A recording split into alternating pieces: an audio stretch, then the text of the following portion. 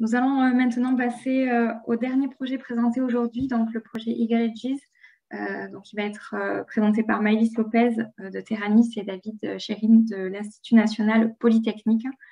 Donc, nous allons présenter ce projet sous forme de vidéo et nous leur laissons la parole juste après.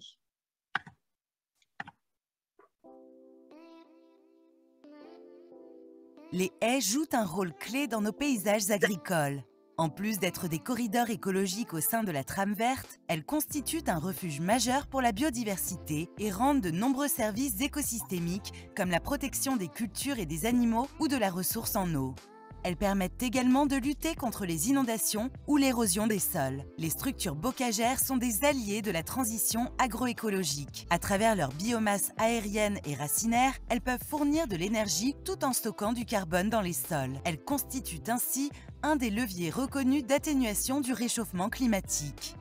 Cependant, une diminution très forte de la surface du bocage au cours des dernières décennies a été observée, notamment suite au remembrement de l'agriculture qui a entraîné un arrachage massif de haies pour augmenter la surface des parcelles.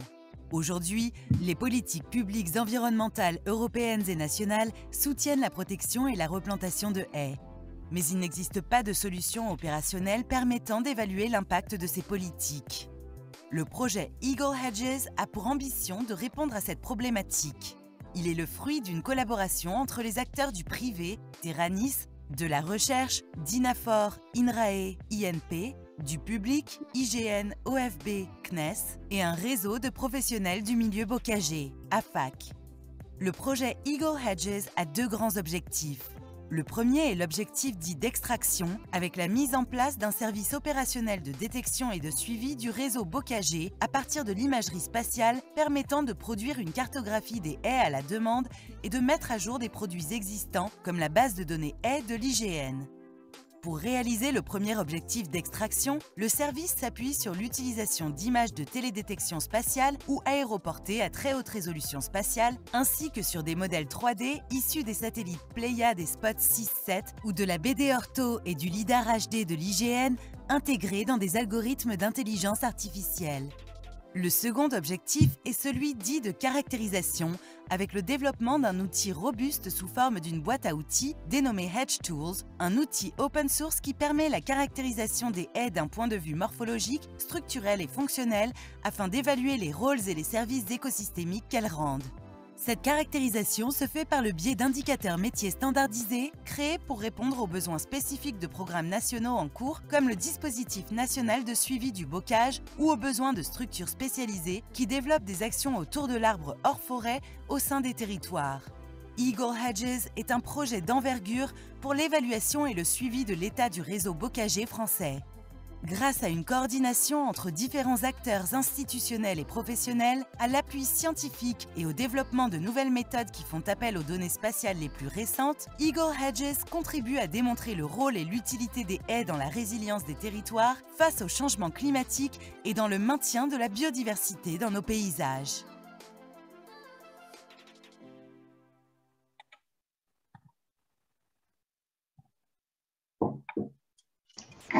Oui, bonjour à tous. Je suis Maëlys Lopez de Terranis. J'espère que vous m'entendez bien.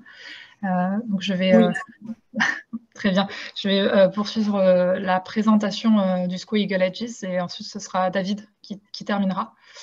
Donc concernant voilà pour remettre une couche sur les données spatiales qui sont utilisées dans ce projet. Donc on utilise des données optiques. Alors issus pas seulement du spatial, mais aussi de vols aéroportés, tels que la BD Ortho, donc la base de données nationale d'images orthophotographiques de l'IGN. On utilise donc les données Pléiades et Pléiades Néo en perspective. On n'a pas encore travaillé sur ces images, mais on souhaite le faire. Et aussi des données des satellites Spot 6 et 7. Donc, je reviendrai un peu plus tard pour détailler dans quel cas elles sont utilisées. Et ces images combinées aussi à des données de hauteur, donc de modèles numériques de surface, produits à partir des images photogrammétriques de l'IGN, des acquisitions stéréo Pléiade et aussi d'acquisitions LIDAR. Donc, on a choisi ce type de données parce que pour leur disponibilité à l'échelle nationale à un coût soit gratuit, soit à un coût relativement limité. Mais vous pouvez passer à la diapo suivante, s'il vous plaît. Merci. Donc, pour quel usage? Alors, comme on l'a présenté dans la vidéo, donc il y a deux volets principaux dans ce projet. Le premier, donc, c'est l'extraction automatique d'une couche de haies. Donc, on utilise les images pour détecter la couverture arborée et en extraire une couche de haies surfacique. On l'utilise aussi pour détecter les changements sur la couche des haies entre 2 millésimes, donc c'est-à-dire voir s'il y a eu une disparition de haies, soit par arrachage ou par coupe, ou l'apparition de nouvelles haies issues de nouvelles plantations. Et on l'utilise donc pour mettre à jour des produits déjà existants. Donc la base de données haies, c'est la base de données qui est issue du dispositif national de suivi des bocages de l'IGN et de l'OFB. Donc dans ce volet, l'enjeu, c'est de déterminer quel est l'impact des données d'entrée qu'on utilise selon la résolution et avec ou sans utilisation du MNS sur la qualité de la couche produite au final. Dans le deuxième objectif donc de caractérisation des haies, on utilise donc ces données spatiales tout d'abord pour déterminer quel est le type de la haie selon une typologie nationale. On l'utilise pour évaluer les rôles fonctionnels de la haie dans le paysage et pour calculer donc tout un ensemble d'indicateurs descriptifs de la haie.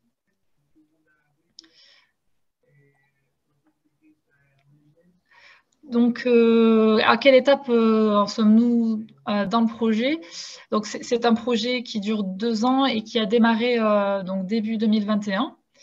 Donc, les premiers mois ont été consacrés au recueil des besoins des utilisateurs partenaires, donc l'IGN, l'OFB et la fac, pour permettre de spécifier donc les caractéristiques des couches à produire et définir donc les indicateurs métiers qu'il faudra inclure dans l'outil Edge Tools pour caractériser les haies.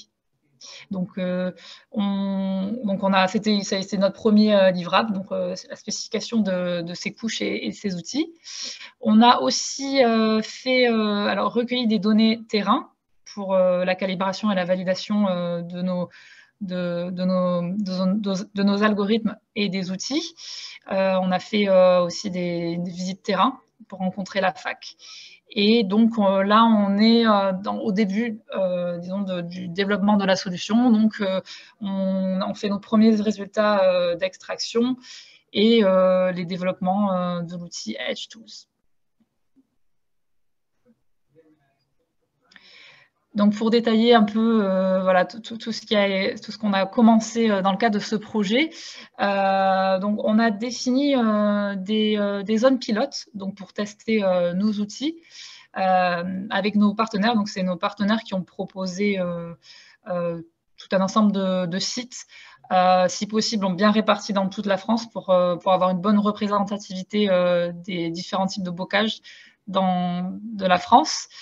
Et avec des données terrain déjà réalisées ou à compléter. Donc, c'est pour ça qu'on a fait aussi du terrain dans le cadre du projet pour compléter dans les zones où on n'avait pas toute la typologie des haies, par exemple.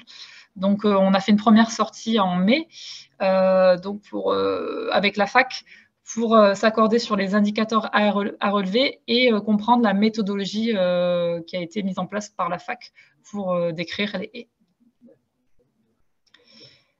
Vous pouvez passer à la diapo suivante, s'il vous plaît. Et donc, il y a eu une deuxième sortie terrain, là, sur la zone d'étude, la ZAP Pigard, située dans le sud-ouest de la France, où 51 haies ont été relevées et avec une trentaine d'indicateurs par haie. donc des indicateurs issus de la typologie AFAC. Et pour ce faire, il y a eu un formulaire qui a été créé pour faciliter la saisie des données. Alors, pour détailler un peu plus l'utilisation de l'imagerie dans le cadre de ce projet, alors, on utilise différentes sources de données pour évaluer leur potentiel pour arriver à caractériser le bocage français et pouvoir en fait mettre à jour régulièrement ces couches. Parce que l'idée, c'est de pouvoir faire un suivi si possible annuel du réseau bocager français. Donc, on a besoin d'une mise à jour régulière. Ce que ne permet pas tout à fait la BD ortho de l'hygiène, puisque la mise à jour est prévue tous les 5 ans sur un même département. Donc, c'est aussi pourquoi on évalue les capacités du satellite Pléiade combiné à MNS pour cartographier le réseau bocager, puisqu'on peut programmer des acquisitions, donc faire une mise à jour à la demande dans des zones ciblées. Et les satellites Spot 6-7 seront utilisés alors, grâce à leur couverture annuelle à l'échelle du territoire, pour évaluer son potentiel pour une cartographie simplifiée, puisqu'on a une résolution moins fine que les 2 précédents capteurs, et surtout pour évaluer sa capacité à détecter les changements, par l'absence ou l'apparition de nouvelles haies entre 2 millésimes. Donc, les premiers travaux qui ont été faits sur ce volet extraction ont été faits avec le satellite Pléiade, puisque dans le cadre du projet, donc sur nos zones pilotes, on a commandé des acquisitions. Donc ici, il y a un exemple sur le site de Notre-Dame-des-Landes. On utilise donc à la fois la donnée multispectrale et aussi la donnée de hauteur que l'on peut obtenir à partir du MNS généré à partir des stéréo Pléiade. Donc, à partir de ces images, on a extrait la couverture arborée. Et ensuite, à partir de processus morphologiques, en fait, qui sont inclus dans l'outil Edge Tools, on a extrait la couche de haies. Donc, on peut voir un exemple sur la droite. Mais aussi, l'idée dans ce volet, c'est d'évaluer, de tester différents algorithmes de l'intelligence artificielle pour obtenir directement la couche de haies sans passer par la couverture arborée. Et donc, c'est cette couche de haies qui est ensuite utilisée en entrée pour la caractérisation, donc dans l'outil Edge Tools que David va vous présenter. Oui, bonjour à tout le monde. Donc je vais continuer la présentation. Donc l'idée, c'est de mettre à disposition au terme du projet une boîte à outils qui sera un plugin sous QGIS, donc qui sera disponible pour tout le monde, et qui va permettre de caractériser de caractériser les haies, de calculer un certain nombre d'indicateurs, des indicateurs métiers qui s'appuient en fait sur les besoins des structures sur le territoire, structures donc coordonnées par la FAC, donc Association française d'agroforesterie, qui ont fait ce travail de définir tous les indicateurs utiles pour la gestion des haies. Donc on s'appuie sur ce document et donc on part à gauche de la carte des haies qui est produite à partir des images et donc on va ensuite mettre en œuvre les calculs pour donc récupérer cet ensemble d'indicateurs, mais aussi on aimerait développer des outils, c'est pas encore fait, pour éventuellement mettre à jour une couche de haies au format de la BDE. Donc tenir compte des spécifications de la base de données, la BDE, à partir d'une source qui serait l'imagerie satellite. On peut passer à la diapo suivante. Alors on s'est vite rendu compte que dès lors qu'on cherche à calculer des indicateurs, au départ, ce qu'on récupère, ce qui est en sortie de l'imagerie satellitaire, c'est une couche de polygones avec des haies agrégées. Et donc, en fonction des indicateurs, on a besoin de produire d'autres représentations géométriques, notamment récupérer l'axe de la haie, l'axe médian, pour calculer une longueur, par exemple, ou des indices de connectivité, et les nœuds. Donc, on a eu besoin de réfléchir à une structure de données adaptée au calcul de ces indicateurs, donc de produire des géométries multiples. Ça, c'est un petit schéma conceptuel qui représente ça, mais aussi de produire aussi des découpages différents suivant les indicateurs qu'on avait à calculer. Vous avez la petite image en haut à droite qui représente un point de vue, on va dire, topologique, c'est-à-dire que on crée des nœuds, on crée un graphe planaire, donc des arcs et des nœuds. Il y a un nœud à partir du moment où il y a une intersection entre des haies. Mais en fait, on peut aussi avoir d'autres points de vue. On peut passer à la diapo suivante. Et par exemple, si on s'intéresse au rôle brise-vent de la haie, peut-être qu'on va avoir besoin d'un autre découpage et donc d'ajouter des nœuds, de redécouper la haie et aussi les emprises, donc le polygone, rajouter des nœuds et donc avoir des mécanismes finalement dans l'outil qui vont permettre de générer ces différents points de vue. On peut passer à la diapo suivante. Donc voilà, le modèle conceptuel a été adapté pour ça. On peut poursuivre. Et donc, il y a la haie, l'objet, mais il y a aussi la haie dans son réseau. Si on veut calculer des indices de connectivité dans le réseau, on a besoin aussi d'avoir, de pouvoir sélectionner tout un réseau de haies avec les haies qui sont connectées. On peut passer à la diapo suivante. Donc ça, c'est du point de vue conceptuel, et puis on commence à implémenter voilà, ce modèle conceptuel dans l'outil. Vous avez une illustration ici. Donc on part de cette couche de haies au départ qui est uniquement polygonale et correspondant à un agrégat de haies.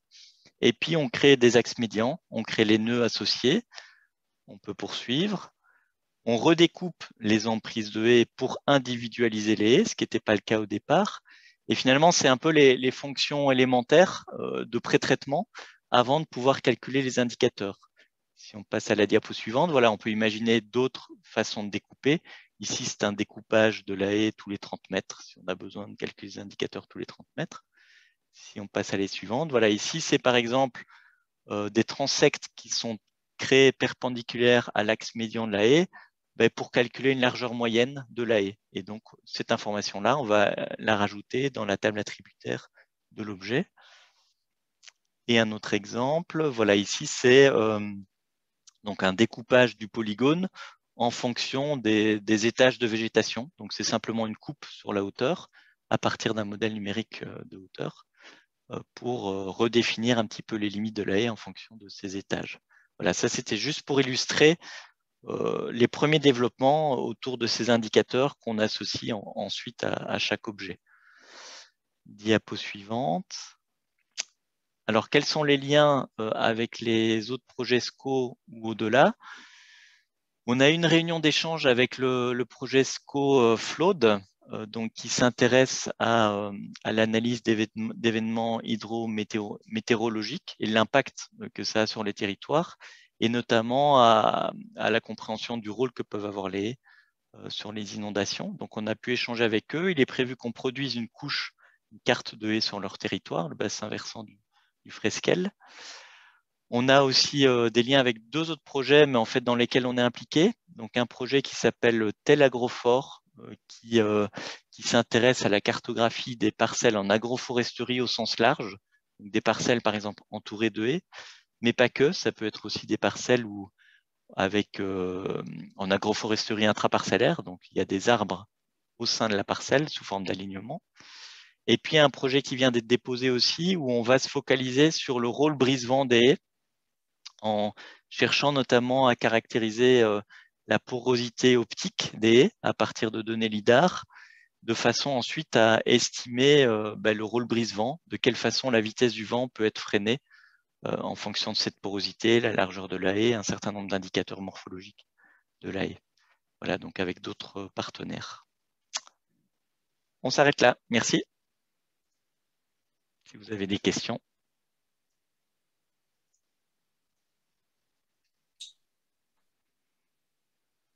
Moi, j'avais une question, mais c'était plutôt sur la présentation juste avant de Maëlys. Oui. En fait, c'était sur l'origine des données Pléiades et Spot 6.7 qui ont été utilisées dans le cadre de ce projet. Il y a précisé CNES et Airbus, il me semble, c'était sur la diapo 38. Vous avez acquis, je suppose, ces données via le dispositif Dynamis. En fait, c'était directement via le projet ESCO, puisqu'il avait été convenu voilà, qu'on pouvait avoir une certaine surface dans le cadre du projet. Oui, pardon, je confirme que ce sont des demandes dynamistes qui ont été faites. Voilà. En fait, j'insiste un peu sur ce point-là, c'est qu'en fait, c'est pas le CNES en soi qui a mis à disposition ces données-là, ni Airbus, c'est dans le cadre du dispositif que vous pouvez avoir accès de cette manière à ces deux données-là. Et notamment la couverture sur la couverture nationale Spot 6.7 métropole, en fait, c'est via Dynamis également. En fait, c'est Dynamis qui achète l'ensemble de ces données et qui permet ensuite de les mettre à disposition auprès des utilisateurs institutionnels. Après, voilà, c'est côté CNES, c'est moi qui me suis occupée de voilà. faire des demandes. Et c'est pour ça qu'il y a parfois une confusion, c'est pas directement le CNES, mais effectivement, la donnée provient dans un contexte plus haut, en fait, un dispositif mis en place. On peut peut-être rajouter qu'on utilise aussi des images d'archives, mais qui ne sont pas encore sur Dynamis. C'est des images, un couple stéréo qu'on avait eu dans le cadre de la recette thématique utilisateur Pléiade, des images de 2013. Ouais. Bon, peu importe, là, donc c'est un petit peu différent, mais voilà, on peut remobiliser aussi ce type de données. Oui, et là, pour le cas, c'était effectivement le CNES en collaboration avec Airbus pour permettre d'utiliser ces données-là qui avaient été acquises. Merci beaucoup. Nous avons plusieurs questions dans le chat. Est-ce que le MNS à partir de Pléiade donne des valeurs assez précises pour des cibles aussi peu larges, donc en l'occurrence les haies? C'est une bonne question, c'est quelque chose qu'on est en train d'évaluer. Pour l'instant, pour les premiers essais, c'est quand même pas mal. Enfin, on a une bonne précision, en tout cas au sol. En altitudinal, la précision est supérieure à 1 mètre, mais cela reste quand même suffisant pour détecter la plupart des haies. Mais bon, c'est quelque chose qu'on est en train d'évaluer. Je n'ai pas encore la réponse. Je voudrais rajouter quelque chose par rapport à Pléiade Néo, donc, qui est actuellement, on va dire, mis à disposition, mais à un tarif défiant toute concurrence, dans le mauvais sens du terme. Vous avez la possibilité, là, si vous soumettez un projet dans le cadre du challenge, peut-être de tester du Pléiade Néo dans vos projets, l'ensemble de ces projets aussi, avant qu'ils soient, on va dire, mis à disposition dans le cadre de Dynamis. Oui, tout à fait. Oui, on est en réflexion justement pour savoir si on répond à ce challenge. Après, il va y avoir aussi d'ici avant septembre, la possibilité de récupérer également des données d'archives uniquement, par contre, là, Pléiade Néo, dans le cadre d'une mise à disposition via CO3D. C'est-à-dire qu'aujourd'hui, le projet CO3D a test du Pléiade Néo pour sa mission. Donc là, on va avoir aussi un accès à des archives et ça sera disponible dans un cadre, on va dire, uniquement de R&D pour les institutionnels français. Donc ça, je pourrais aussi vous informer prochainement des possibilités d'obtenir ces données-là via ce canal. D'accord, merci pour ces informations complémentaires. Une autre question, pouvez-vous rappeler quelle est l'échéance envisagée pour la livraison des données? Pour la mise à jour de la BDE et des millésimes tous les 5 ans. Alors, le projet se termine fin 2023. Dans le cas du projet, nous, on travaille sur les sites pilotes et on va évaluer justement une méthodologie pour faire une mise à jour France entière, mais ce ne sera pas fait là dans le cadre du projet. Après, l'idée, c'est de pouvoir justement mettre à jour, alors évaluer combien il serait nécessaire de la mettre à jour. Est-ce que tous les ans, est-ce qu'on peut attendre un peu plus? notamment pour voir les plantations. Ça peut prendre un peu de temps avant qu'on puisse les détecter. Mais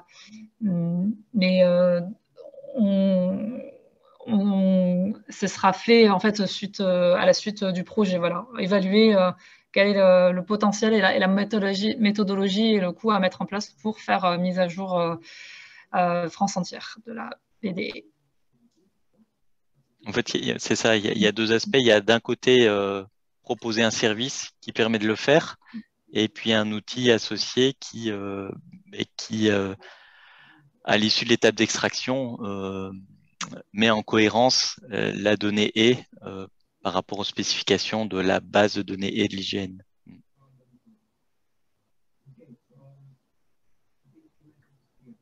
Très bien, merci pour cette réponse. Avez-vous une estimation de délai pour la mise à disposition de l'outil EdgeTool pour QGIS? Oui, en fait, fin de cette année, il y a une première version, mais plutôt à partager en interne avec les partenaires du projet qui sera mise à disposition. Et fin de l'année 2023, le plugin sera mis sur le site de QGIS, donc sera partagé et documenté. Et on prévoit de faire des formations aussi, pour qu'il soit utilisé facilement par les personnes intéressées. Donc fin 2023.